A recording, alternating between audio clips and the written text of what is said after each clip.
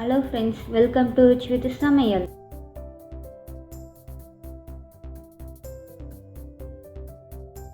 இன்னைக்கு பார்க்க போகிறது ஹோம்மேட் சாக்லேட் சிரப்.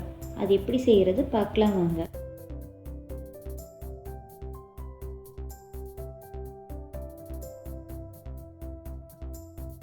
அதுக்கு தேவையான பொருட்கள்: கொக்கோ பவுடர் 1/4 கப், சர்க்கரை 1/4 கப், பட்டர் 1 டீஸ்பூன், தண்ணி 1 கப். எந்த கப் எடுக்கிறீங்களோ அந்த கப்பே அளவு எடுத்துக்கோங்க. எல்லாத்துக்கும் பேன் வச்சு தண்ணி ஊற்றிக்கலாம். தண்ணி லைட்டாக சூடாயோடனே கொக்கோ பவுடர் ஆட் பண்ணிக்கலாம். அது நல்லா கலந்து விட்டுக்கோங்க. கெட்டி இல்லாமல் கலந்து விட்டுக்கோங்க. நல்லா கலந்து விட்டுக்கோங்க.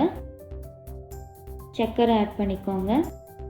சர்க்கரை கரையிற வரைக்கும் கலந்து விடுங்க. சர்க்கரை கரைஞ்சிருச்சு. இப்போ பட்டர் சேர்த்துக்கலாம்.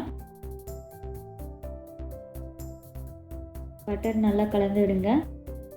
பட்டர் எதுக்கு சேர்க்குறோம்னா க்ரீமியாக இருக்கிறதுக்காக. பட்டர் கரைஞ்சிருச்சு. நல்லா கொதிக்கணும். நல்லா கொதிக்குது. கலந்து விடுங்க. அடிப்பிடிக்காமல் பார்த்துக்கோங்க. அடிப்பிடிச்ச வாசம் வரும். அதுக்காக தொடர்ச்சியாக கலக்கணும் அவசியம் கிடையாது. விட்டு விட்டு கலக்கலாம். கலக்கும் போது நல்லா க்ரீமியாக வரும். இன்னும் பதம் வரல.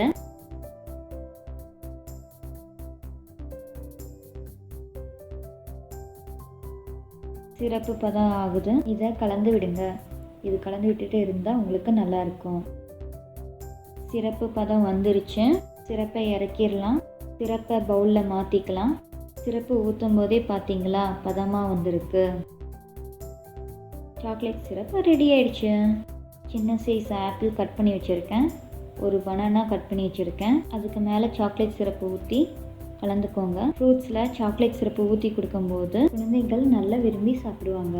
உங்கள் குழந்தைங்களுக்கு எந்த ஃப்ரூட்ஸ் வேணால் நீங்கள் சாக்லேட் சிரப்பு மிக்ஸ் பண்ணி கொடுக்கலாம். அப்படி கொடுக்கும்போது குழந்தைங்க நல்லா விரும்பி சாப்பிடுவாங்க.